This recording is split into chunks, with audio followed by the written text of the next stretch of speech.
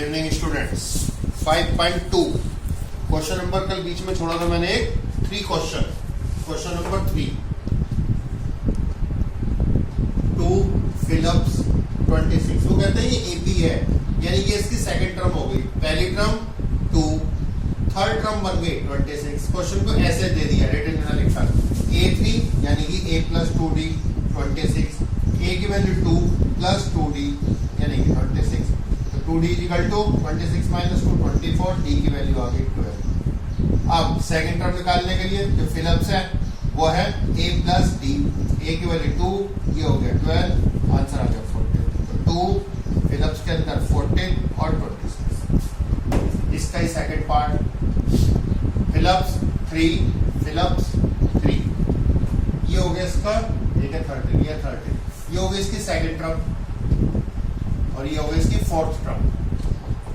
Second term को linear equation बन गई a प्लस डी 13 इसके लिए बन गया a plus 3d is equal to 4 minus से माइनस काट दिया यहाँ आगे माइनस का 2d और यहाँ पर ये था 3 यहाँ आ गया 10 तो d की वैल्यू आ गई तुम्हारे पास माइनस का 5। हम देख रहे हैं धीरे धीरे कम हो रहा है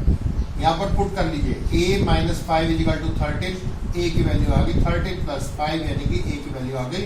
18 a की वैल्यू 18 तो first term 18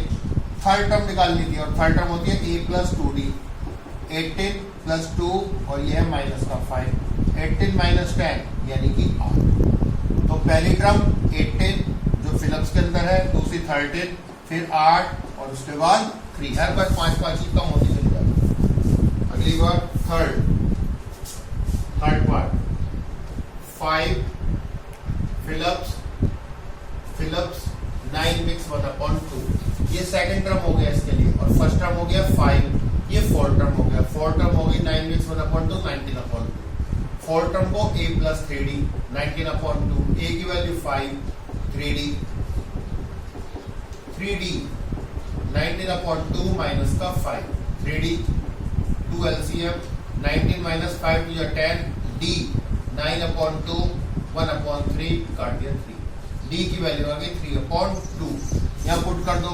a plus 3 into 3/2 is equal to 19/2 a की value 19/2 minus 9/2 2 LCM 19 minus 9 10/2 divide कर दिया 5 a की वैल्यू आ गई 5। तो a की वैल्यू 5 है ये हमें निकालनी थी। अच्छा d पता ही था a था फिर हमें इसकी जरूरत नहीं a की a तो हमें पता ही था d पता लग गया तो सेकंड टर्म निकालने के लिए a प्लस d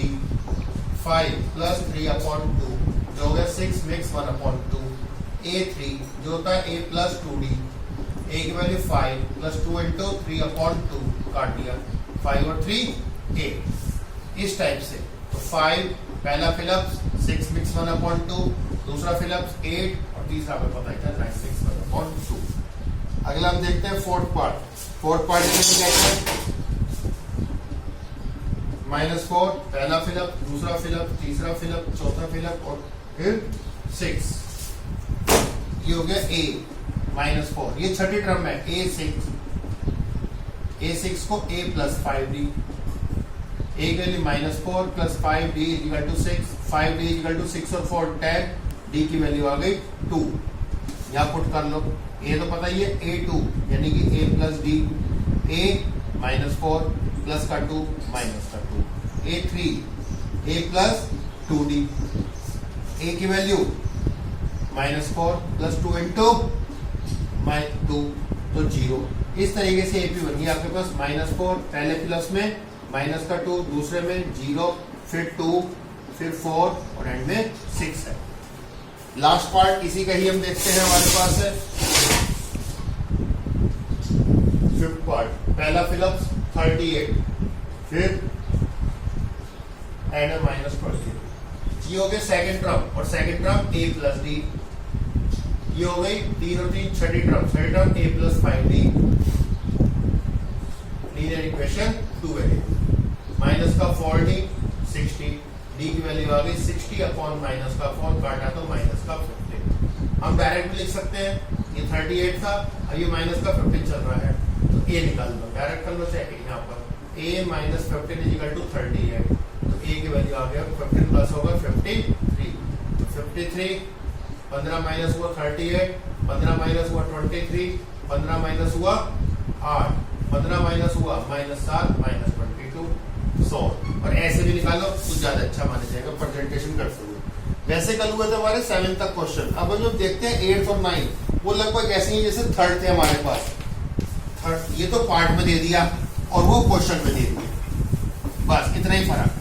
वो डाटा में दे दिया आपको और ये वैसे दे दी न्यूमेरिकल फॉर्म। जैसे हम देखते हैं क्वेश्चन नंबर 8, एपी के अंदर 50 टर्म है,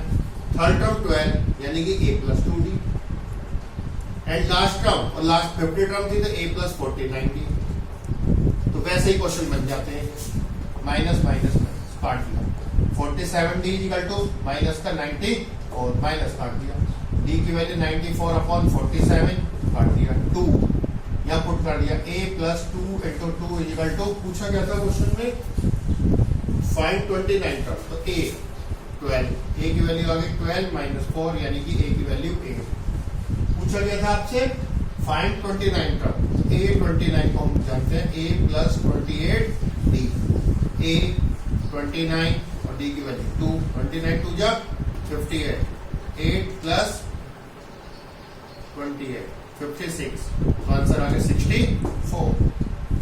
ऐसे 9th क्वेश्चन सिंपल क्वेश्चन में से ये if third and 9th term होता है AP, third term a plus 2d, fourth 9th term a plus 8d minus 8 minus minus plus काट दिया, माइनस 6d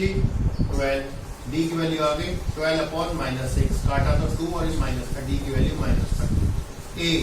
2 इंटू माइनस का 2 इजिकल टू 4, a की value 4 और 4 8। पूछा आपसे